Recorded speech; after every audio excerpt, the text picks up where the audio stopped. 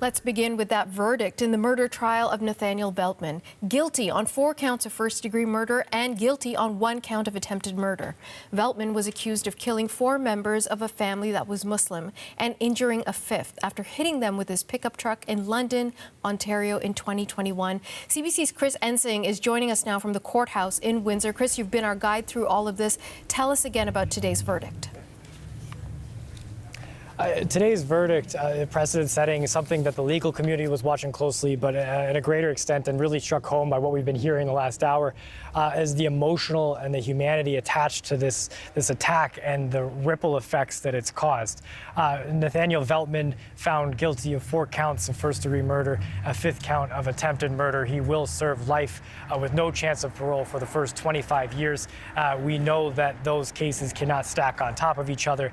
We've heard that he is in shock as he absorbs this information through his defense lawyer, who has said that they are considering and looking at all options after this, but will need to speak with their client before deciding what to do next. We know that in the courtroom, when the jury came to this decision after about 7 hours of deliberations and said that they had found him guilty, we have heard that there were gasps, tears inside of there as that verdict was read. Veltman dressed in all black. He has been found guilty of first-degree murder, of attempted murder, because of what he did on that night in London on the 2021, 2 years ago, when a family was out for a walk, the Afzal family, 3 generations from a young teen to an elder who died in that attack. They were out for a walk that night. Pakistani Muslim members of the London community, the adults well-educated in healthcare professions at the university, ties as well with the University of Western Ontario. And throughout this trial, we've heard about if the accused had the ability to build up a plan, to act on that plan, and if this was terror. The Crown prosecutor was prosecuting this along the terrorism lines. Because of the way the jury system works here in Canada, we will not know how the jury has come to that decision, and we'll likely hear more through the sentencing process of how that affects what happens next. But we can say that the prosecution looked at this as a man who was motivated by spreading a brutal message against Muslims and one of inspiration to white nationalists, telling Muslims that they're not welcome here, and white nationalists that they should mimic this attack, writing a manifesto as well. And what we heard in the last hour there, Natasha, was really just a rebuke of everything that the evidence showed inside of this, about the ideas of the Muslim community in London and Windsor coming together during all this. I want to read some of the things that we heard.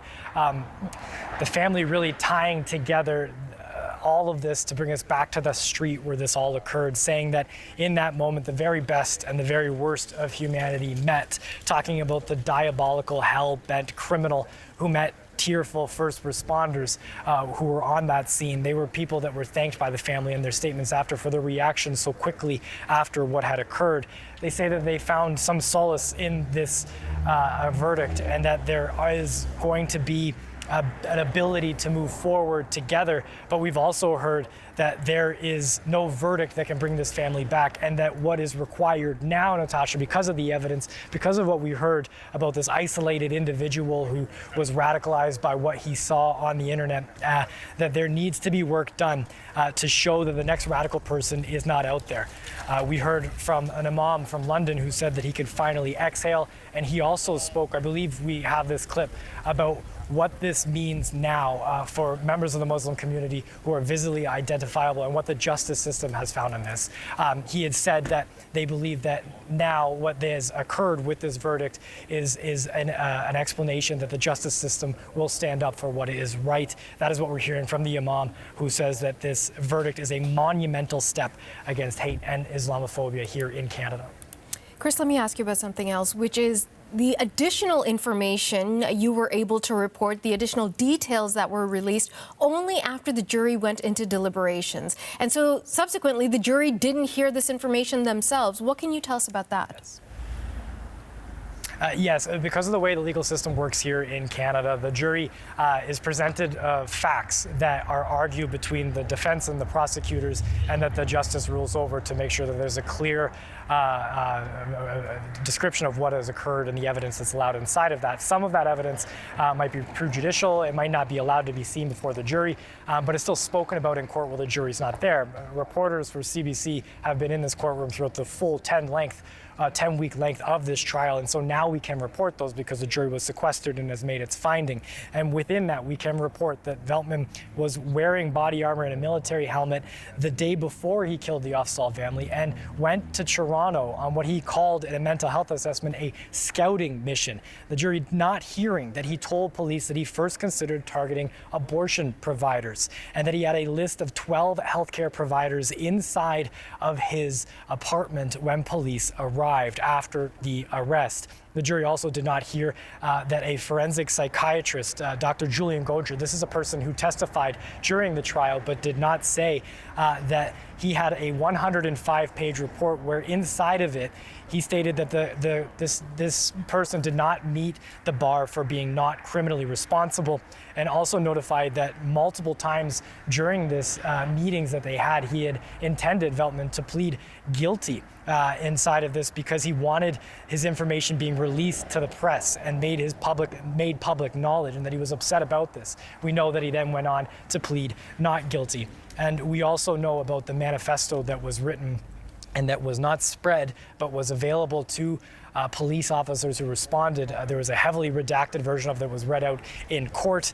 And there was also a moment here as well that we can now tell you about where the defense in this trial looked at applying for a mistrial. And that's because of how the Crown prosecutors approached their closing arguments. That first hour where they told the jury their version of events and why Veltman should be found guilty of first-degree murder and attempted murder. Within that, the justice saying that there was inflammatory language that did not have place inside of a Canadian courtroom, and that they believe that that information, which include descriptions of carnage, and that the clothing that the Offsall family was wearing was like a red cape that drew Veltman towards them like a raging bull. The justice had issued a corrective decision statement within that, saying that they are not to listen to those comments that would be made to elicit motions, and that they should be making judgments based upon the facts and the evidence that were presented to them. In the end, Natasha, they agreed together as a group that Veltman is guilty of first-degree murder, 4 counts, and 1 count of attempted murder. CBC's Chris Ensing in Windsor, Ontario. Thank you. For more reaction, I want to welcome Mohamed Hammoud. He lives in London, Ontario, where he is a consultant and leadership coach. Mr. Hammoud, thank you for coming on the program. Thank you for having me.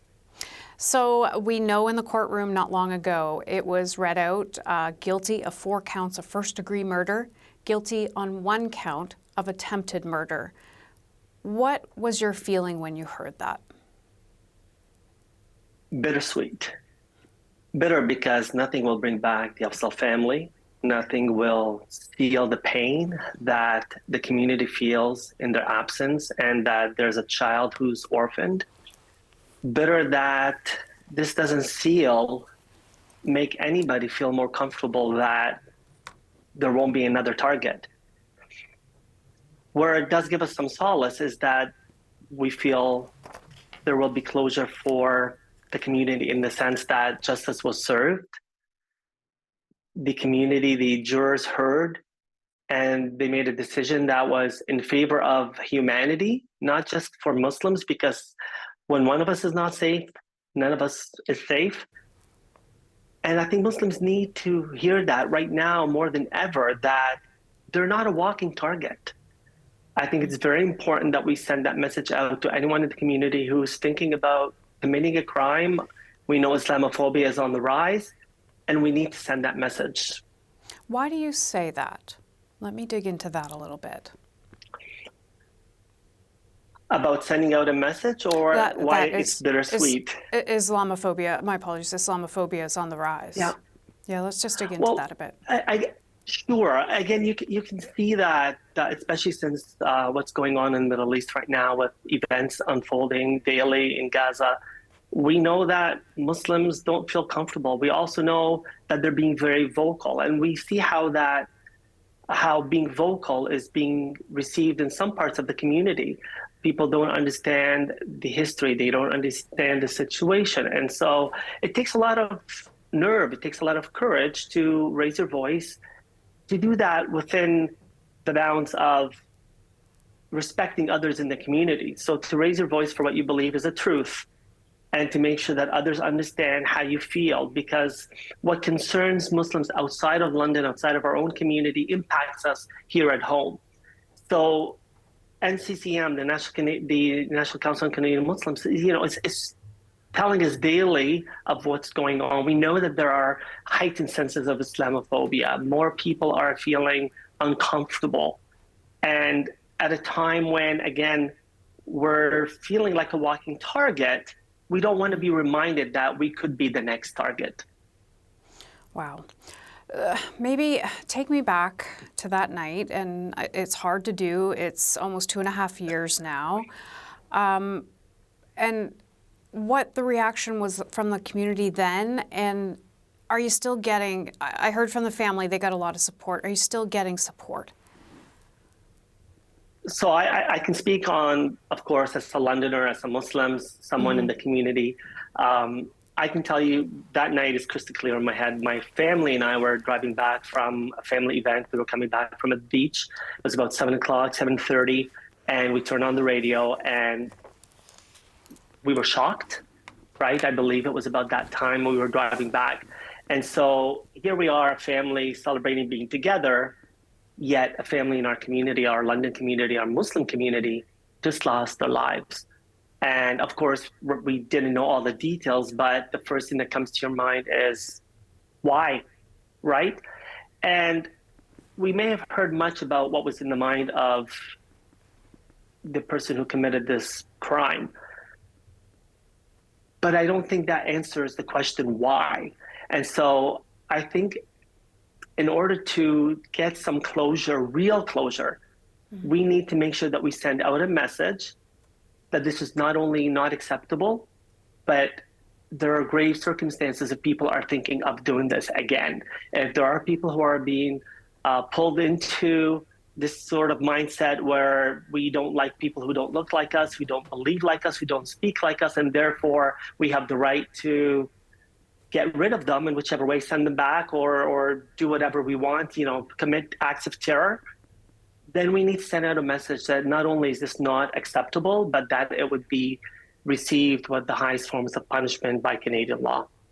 You said in the first answer that that you fear there could be another target like this. What will deter? And the question why is a good one, because I don't know if the answer is there. How do you, yes, we all say you can't do this. This is not who Canadians are. Right. But how does it stop the next person? Well, we need to be authentic. Elected officials, our leaders, community leaders, religious leaders, we all need to be authentic, and we're not just speaking words, empty words, but we're actually living them. We need to support each other. We need to embrace each other, not just in times of pain and horror, but in times that we can celebrate one another here in the community, whether in London or in the greater Canadian community, because this is what has always brought us together. Now, I used to feel very happy as a Canadian, as a Londoner, to say I feel like I belong, but I can tell you, I don't feel like I belong so much. Certainly not after this attack, and certainly not in what's been going on in the past month, because I see all the efforts that we're putting in place to talk about diversity, equity, inclusion, and belonging. It seems that those initiatives address the needs and the comforts and the security and the safety of only a certain group of people. And I don't feel that we're taking a very strong stance by living out our words. We need to role model our behavior. We can't role play it. And sadly, I think right now the message is clear that some lives are more important than others. So on a day when I want to celebrate that justice has been served, I wonder, when will this happen again? Because Muslim lives just don't seem as important as the lives of other Londoners and Canadians. My heart aches that you say that. It really As does. a Londoner and Canadian for 47 years, I want to tell my kids a different story, but I don't think I can. I ask them to watch, to listen, to engage in conversations. And we're angry right now, certainly. And, you know, but we also want to open the doors to communication, because through anger, you don't have conversations that really resonate with your heart. They don't move you to the point where you feel you want to create a community that is diverse, live within a community that celebrates your belonging. And I just don't feel that we as a community are coming together strong enough right now because of the messages that are being sent. So I hope on a day like this that a lot of Londoners can sit back and think, what am I doing today to prevent that another family like the Afzal family is going to be run down because of the way they look, because of their language, because of their beliefs. No family, no person should be targeted because of their religious, ethnic, linguistic, cultural beliefs. We should, it sounds a little silly, but we do need to celebrate these differences, and they are indeed what makes us stronger, but we can't just say that we really have to live it. And I'm looking to our leaders right now to really put their words into action and role model that behavior, and to see that this crime eventually gets served for what it is, which is a crime of terrorism. We need to send out a message that if you behave in acts of terror, we will take steps to make sure that you are, you know, you reserve your, you get justice for what you do or what you plan to do. And I hope it deters people from even thinking about it. Absolutely. Well, thank you for sharing your thoughts. I think they're important. Thank you for allowing me. An important discussion to have. Mohamed Hammoud, thank you for being on the program. Thank you. Thank you for having me.